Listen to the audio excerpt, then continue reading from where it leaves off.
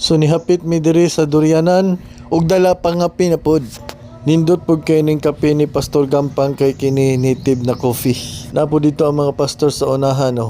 Dala pa nga pe ug tanaw-tanaw pod og durian kung duna na bay hinog. So naata diri sa kilid sa kalsada ug nindot kaayo ang view. Ug na dito ang mga durian no. Humot kaayo ug gwapa. Munang layo-layo pa jud ang biyaheon paingon sa Digos. Mao nang mga pe para dili katulgon labi na ang driver. Sa bidre kape. Kuha na. Sila dito nangaon na og durian, nakabuak na og durian.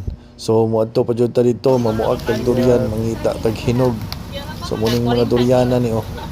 So mangita tag hinog. Ini siya bag-o pa jud ning harvest. Presko kayo. Wow. So kilid ay silang panimalay oh, dunay durian. Durian. Awan ninyo ang durian na oh.